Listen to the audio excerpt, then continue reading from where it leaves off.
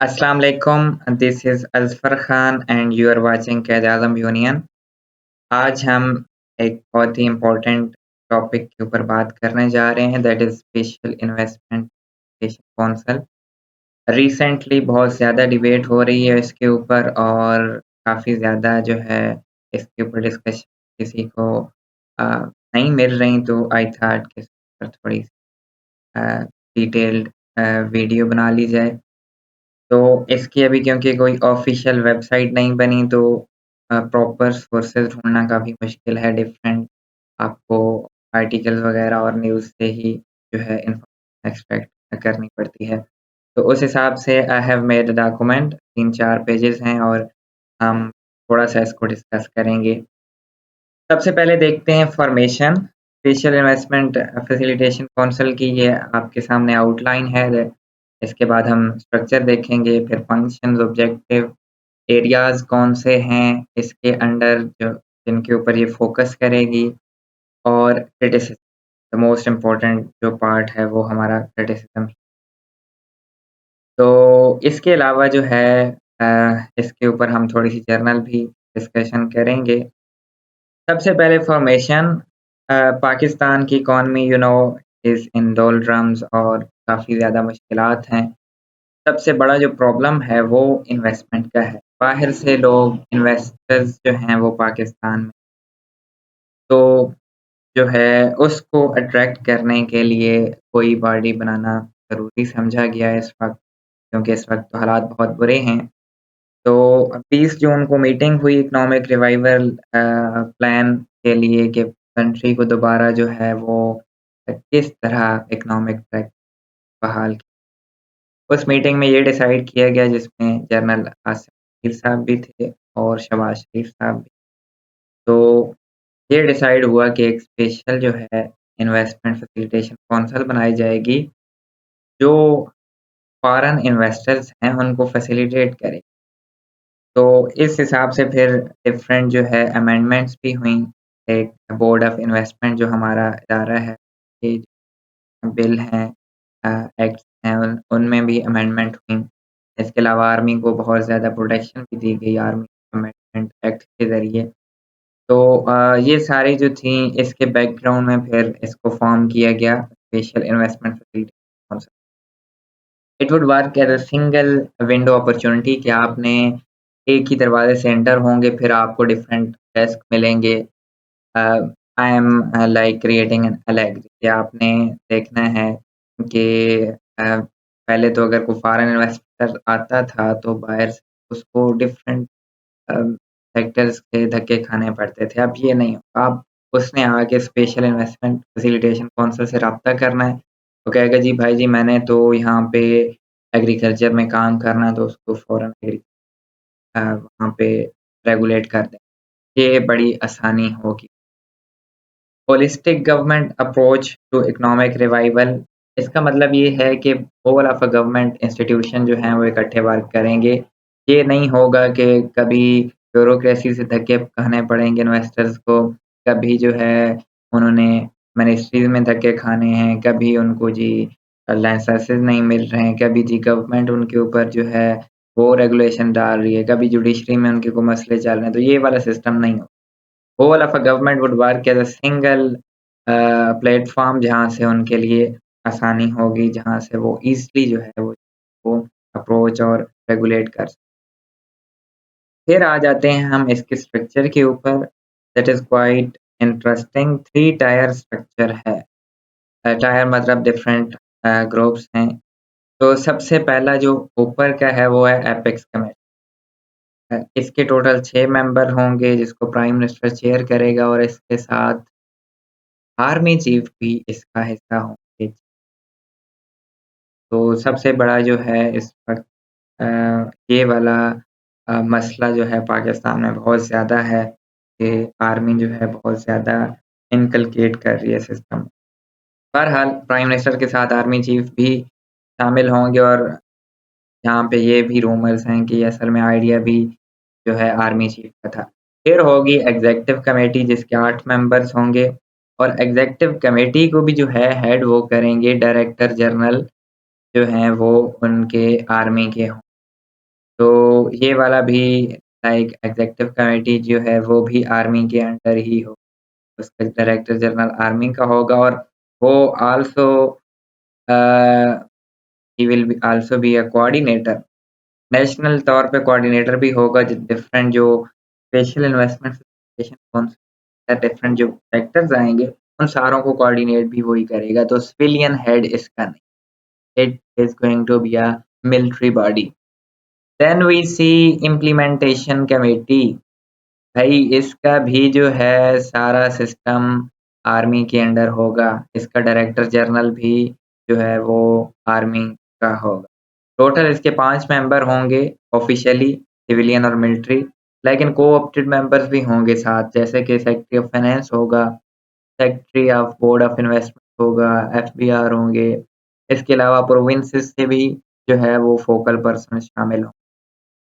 तो ये जो है 3 तो इसके स्ट्रक्चर हैं, 3 सबसे ऊपर एपेक्स कमेटी आती है, फिर एग्ज़ीक्यूटिव कमेटी आती है, फिर इम्प्लीमेंटेशन कमेटी, ठीक है? तो ये 3 तो इसके स्ट्रक्चरल पार्ट हो गए। इसके साथ ही स्पेशल पर्पज़ कंपनी फ़ॉर्म की गई है।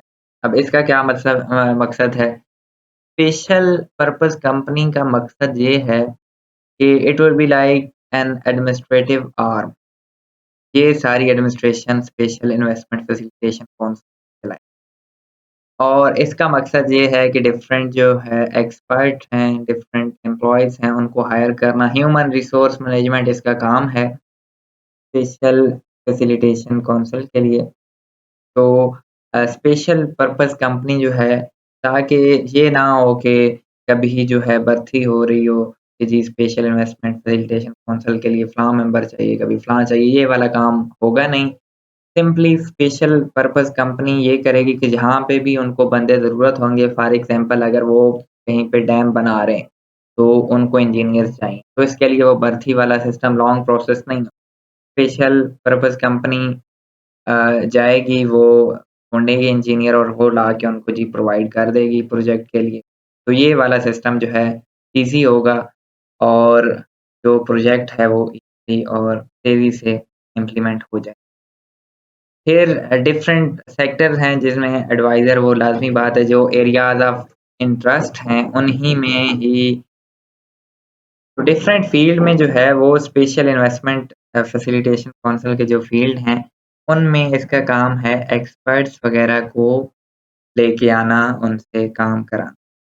अब हम देखते हैं कुछ इम्पोर्टेंट फंक्शंस जो ये काउंसिल प्रोवाइड करेगी। सबसे पहले जी के long term plan for growth, development and investment जो भी रेलेवेंट फ़ील्ड हैं उनमें लंबे लॉन्ग टर्म्स प्लान ही जो है बनाना। तो इसमें हम देखेंगे लॉन्ग टर्म प्लान्स बनाने हैं, तो उन लॉन्ग टर्म प्लान को इम्प्लीमेंट करेंगे या उनके लिए जो भी है रिसर्च वग़ैरह हो। इसके अलावा पूरी दुनिया में ख़ास तौर पे गल्फ़ कंट्रीज़ में जो है वो अवेयरनेस होगी पाकिस्तान के पोटेंशियल के बारे में, कि कितनी ज़्यादा हमारे पास अपॉर्च्युनिटीज़ हैं हमारे इस मुल्क। ये वाला झूठ हम पूरी दुनिया से बोलेंगे, क्योंकि इस वक़्त हमारे मुल्क कोई बिल्कुल तबाही फ़ोकस जो है वो गल्फ़ कंट्रीज़ हैं, Qatar, Saudi Arabia, UAE, Bahrain Oman भी आ जाएगा।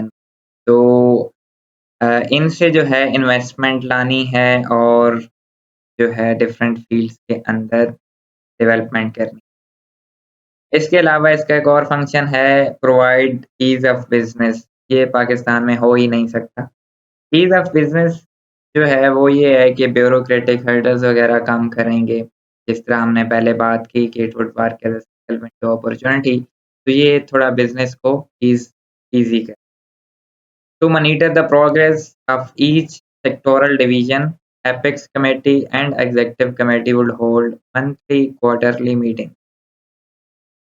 जो काम हो रहे होंगे, जो प्रोग्रेस हो रहे होंगे, उनको मॉनिटर करने के लिए मंथली मीटिंग्स होंगी। स्पेशल इन्वेस्टमेंट फैसिलिटेशन तो एपेक्स पार्टीज और एग्जीक्यूटिव कमेटी की fostering synergy between provinces provinces को जो है वो ज़्यादा से ज़्यादा सिनर्जाइज़ किया जाएगा यानी प्रोविंसेस के अंदर फिर ज़्यादा से ज़्यादा कोऑपरेशन के ऊपर फ़ोकस किया जाएगा। फिर हम आ जाते हैं जी प्रोजेक्ट्स की जो है स्विफ्ट इम्प्लीमेंटेशन होगी इसके अंडर। इसके अलावा फेडरल गवर्नमेंट जो है वो जिस सेक्टर में भी डेवलपमेंट हो रही है उसके अंदर जो भी रिप्रेजेंटेटिव्स हैं उनको जो है वो बुला के उनके ऊपर जो है किसी भी किस्म की अकाउंटेबिलिटी का प्रोसेस जो है वो फॉलो कर सकती हैं।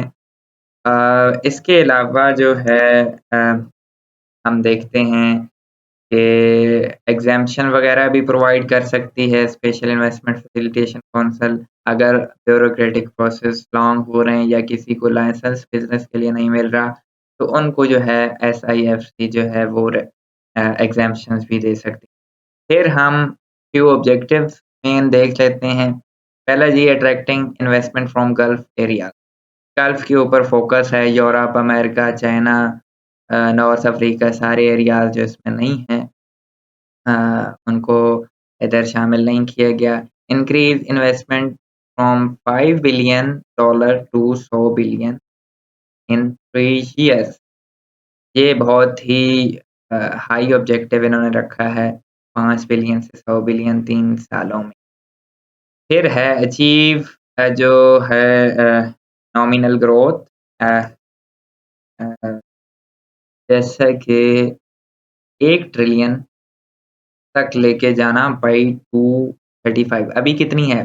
प्रोबेबली 350 के अबव ऊपर-नीचे को। तो 1 ट्रिलियन तक भाई 12 साल में दिमाग खराब है।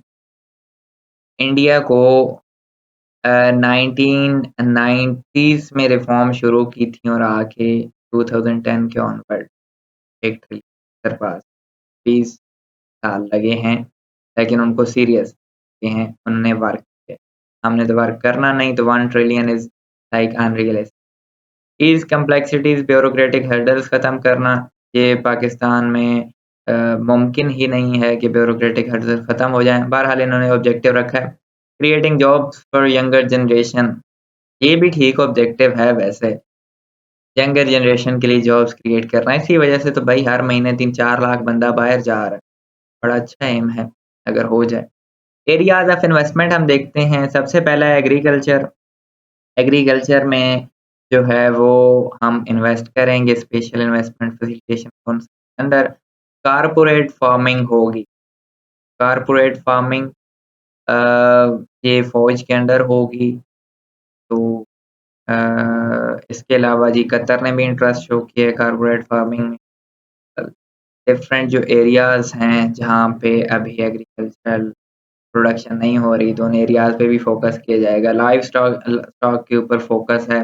भाई जी अ, 20,000 होल्स्टेन फ्रिesian एनिमल तो अ, ये वाला सिस्टम जो है इमरान खान ने भी प्रोबेबली कहा था कि भाई अपने जानवर रखो, गाय-भैंसे रखो।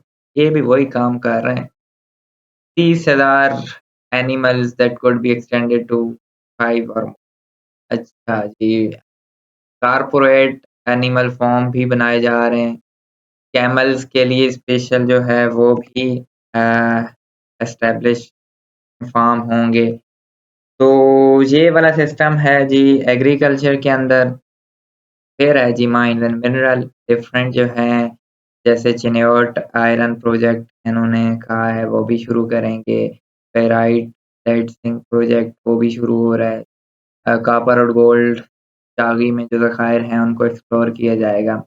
इन्फॉर्मेशन टेक्नोलॉजी के ऊपर थोड़ा बहुत फ़ोकस है, प्रोबेबली इसके ऊपर इतना काम पाकिस्तान में पहले से भी नहीं है और इन्होंने ये गोल तो रख दिया है। Let's see what happens but इन्होंने ऑप्टिकल फाइबर नेटवर्क्स हो गए, क्लाउड इंफ्रास्ट्रक्चर, सेमीकंडक्टर डिज़ाइनर्स भाई इतने अनरियलिस्टिक गोल रखोगे सेमीकंडक्टर चाइना अभी तक इसको नहीं बना सक रहा तो आप भी शामिल कर हो। ग्लोबल स्किल हब स्कीम अच्छा जी, दुनिया का हब बनाएँगे। ठीक है जी, बनाओ। एनर्जी एनर्जी के ऊपर जी बड़ा वर्क चाहिए पाकिस्तान के अंदर डैम्स बनाने चाहिए। सऊदी ऑयल रिफाइनरी भी जो है लगाई जाएगी 10 दया मीरबाशा डैम को और ज़्यादा फीडाइज़ किया जाएगा। थर कोल ब्लॉक 2 भी शामिल होगा अभी तक you know uh, coal plant लगा है।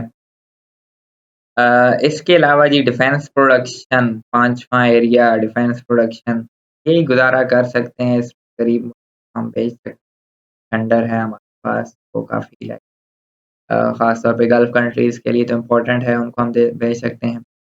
अब हम आते हैं क्रिटिसिज़्म के ऊपर सबसे मोस्ट इम्पोर्टेंट जो फ़ीचर है जो भी अ, SIFC का वो था कि आपने सब चीज़ें आर्मी के अंडर भाई डिसमेंटल करो पॉलिटिक्स को, पॉलिटिशियंस को क्यों काम करा रहे हो? आर्मी कोई एक इंस्टीट्यूशन मुल्क चलाए। आर्मी का रोल इन्होंने प्रॉपरली इंस्टीट्यूशनलाइज़ कर दिया। एचएस दीका की बुक कभी पढ़े उन्होंने पहले तनकीद की थी आर्मी के रोल के ऊपर, तो बड़ा जो है रिएक्शन आया था।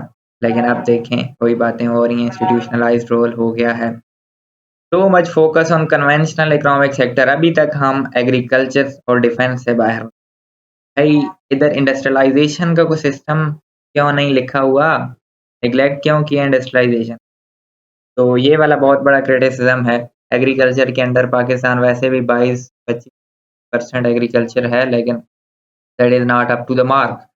उसकी वजह ये है कि अवाम टैक्स नहीं देती और अब ये है कि कारपोरेट फार्मिंग जो करेंगे तो सारा रिसोर्सेज़ तो उसी की तरफ मूव हो जाएँगे और अ, आर्मी के अंडर आ गई तो वही टैक्स तो उधर से मुश्किल से ही आएगा, दूसरा उनके ऊपर क्रिटिसिज्म और अकाउंटेबिलिटी होगी नहीं, so that would be quite horrendous a, scenario in the future. Unrealistic goal रखे हैं भाई, सारे इतने ज़्यादा जो आपने गोल रखे हैं वो काफ़ी अनरियलिस्टिक पॉलिटिकल स्टेबिलिटी है नहीं मुल्क में। 1 ट्रिलियन जीडीपी इज़ इम्पॉसिबल 10 सालों में 1 ट्रिलियन सोचें भाई बहुत ही अनरियलिस्टिक गोल है, इम्पॉसिबल है। 2035 तक पॉलिटिकल स्टेबिलिटी आएगी तो तभी गुज़ारा होगा। आप कम से कम 400 बिलियन भी रख लेते तो फिर काम चल जाता। अभी 350 पे अगर हम 400 तो क्रॉस कर लो 1 ट्रिलियन तो भाई वो पाइप ड्रीम। एजुकेशन को बिल्कुल नेग्लेक्ट किया गया है, एजुकेशन में भई कुछ पैसे दे दो, 45 बिलियन का आपका बजट है, 0.25 आप इन्वेस्टमेंट में लगाते हैं और आप ये एक्सपेक्ट करते हैं कि जी हम 2035 तक 1 ट्रिलियन तक ले जाएँगे, दैट्स इम्पॉसिबल। इनइक्वालिटीज़ होंगी, क्यों होंगी जी? फॉरेन इन्वेस्टर्स को आप फैसिलिटेट करेंगे तो यहाँ हमारे डोमेस्टिक का आप रगड़ा लगा देंगे। तो ये वाला भी बहुत ज़्यादा एक क्रिटिसिज़्म आ रहा है स्पेशल इन्वेस्टमेंट फैसिलिटेशन काउंसिल के ऊपर। Political instability would not allow its function सबसे इम्पोर्टेंट। अभी आपने स्पेशल इन्वेस्टमेंट फैसिलिटेशन काउंसिल बना दी है, कल हो सकता है इमरान खान आ जाए इंशाल्लाह, तो ये सारा सिस्टम डिसमेंटल हो जाएगा। तो ये वाला मसला है या कोई और गवर्नमेंट आ जाए उसके कोई और प्लान्स हों या हो सकता है it would be a part of pre plan कि अगली गवर्नमेंट जो भी हो उसको हम सबड्यू करके रखेंगे क्योंकि आर्मी का रोल बहुत ज़्यादा है इसमें। तो ये वाला सिस्टम जो है probably to me it is not going to work because आप सारी चीज़ें आर्मी के अंदर तो army has no space for debate and discussion. It's like yes और no. So I think it would be very difficult to meet its objectives 1 trillion जैसा कि है या फिर 100 बिलियन इन्वेस्टमेंट रीच करना इट्स क्वाइट इम्पॉसिबल। दूसरा ये है कि कारपोरेट फार्मिंग से जो है बहुत सी आवाम को आप एलिमिनेट करेंगे। लोगों को लाज़मी बात है कारपोरेट फार्मिंग करेंगे तो वहाँ से बहुत से आपने लोगों को भी निकालना पड़ेगा उनकी ज़मीन के ऊपर आपने या उनकी रिहाइश के ऊपर आपने जो है वो कब्ज़ा करना पड़ेगा। So this was special investment facilitation council. I will try कि मैं इस आर्टिकल को किसी तरह कहीं पे अपलोड करके ओवरऑल आपको ये भी दे दूँ।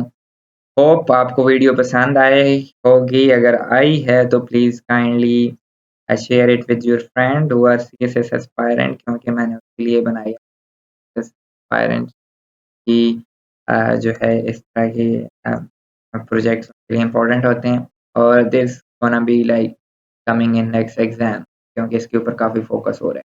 Thank you very much, take care, अल्लाह हाफिज़।